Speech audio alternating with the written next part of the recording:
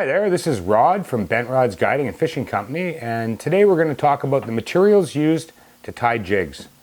And first off, we're going to go to probably the most well-known tying material out there for flies and jigs, and that would be marabou.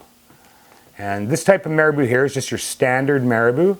It also comes in bigger ones they call spey marabou and smaller ones called woolly bugger marabou.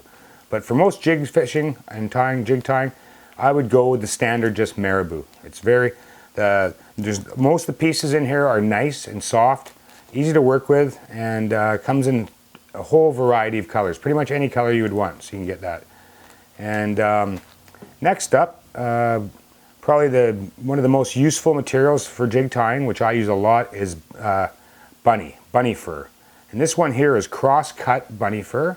That's my particular favorite. And again, it comes in tons of colors and is great for wrapping around the jig.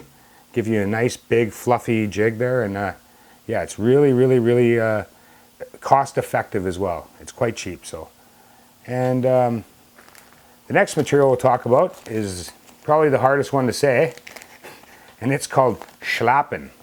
And what that is, it's a feather, and it's about the best one here is the schlappen 5 to 7 inch long. That'll be the most useful for you as a jig tire, and it comes in again in a ton of different colors, and I have some pre-cut here. And with schlappen, you have to, one of the hardest parts is learning which pieces to use. So, because when you get a pack of this, you're going to be throwing probably half of them in the garbage, unfortunately. But it's, you know, you want that really nice looking jig, you got to pick through and get the great feathers. And right here we have the perfect feather. It's nice and soft materials, quite long. The stem is thin, so it can be wrapped around the jig, and that's exactly what you're looking for with your schlappen feather. And another great material, this one's a man-made material. This one's called dyed UV polar chenille. And UV is a huge craze right now, and I have to say I'm starting to believe in it. It seems like it really does work to catch fish. And this material comes in a whole array of colors. It's all UV, has long, you got to make sure you get it comes in different lengths. This is the longest one. That'll be the one you use for tying jigs. And again, this material here, similar to the bunny, it is one that you would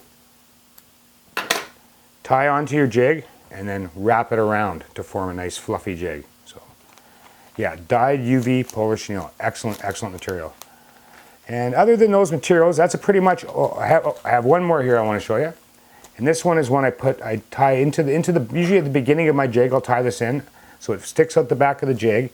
And this is crinkle mirror flash. And it's just a really flashy, sparkly material that just kind of gives, you just put a few strands of it on the back of a jig and it really gives off, light and shines to the fish. It looks like a, kind of like a minnow or something, but it's a really great material. And it's a rather expensive material, but it's very, it lasts a long time, so don't be scared to buy some of it. This will last you a couple hundred jigs worth of material there. So again, crinkle mirror flash. And another great material for tying jigs is chenille. And this comes in just a ton of different types, different sparkle, no sparkle, thin, fat, you name it. It comes in all kinds of stuff. And it's a nice one when you go in the store, you grab a few, try different stuff. And this one again is one you would wrap around your jig, and mostly used for the body of a jig. And you'll see in some of my other videos where I tie jigs, I'll use this, and you can tie like a woolly bugger jig with it and all kinds of stuff. It's a great cheap material. Now we're going to get into the hooks and stuff that you need to tie jigs and the different types of lead heads. So first of all, we're going to go to what most people think of when they think of tying jigs is the lead head jig hook. And here I have a bunch of the ones I sell, and starting with the biggest one, this is my largest lead head hook I sell. It's a 3/8 ounce lead head. This one has like a teardrop shape. I also have it in a round ball shape, but both of them are 3/8 ounce. And these particular lead heads can be used for just tying a jig you would fish under a float, or a jig you would fish with no float, which is referred to as a twitching jig. That's an up-and-coming way of fishing that's going to become really popular in BC in the near future. And yeah, the 3/8 ounce lead head is probably the most important one for that particular technique. And again, I have these in 9 different colors and 2 different styles. So yeah. And then the next size would be the 1/4 ounce. This one's probably the most fished under a float, and this is probably the #1 seller. It's you know, it's got the nice weight to keep the jig down, and it's a fairly small hook as well. A lot of people like that. So that would be the 1/4 ounce lead head. And then the next size down would be the 1/8 ounce lead head. This one's definitely too light to fish without fishing it under a float. You can't really cast this by itself, but you know, it's good in clear water and smaller rivers and that. This one's quite popular for that type of fishing. Again, comes in many different colors.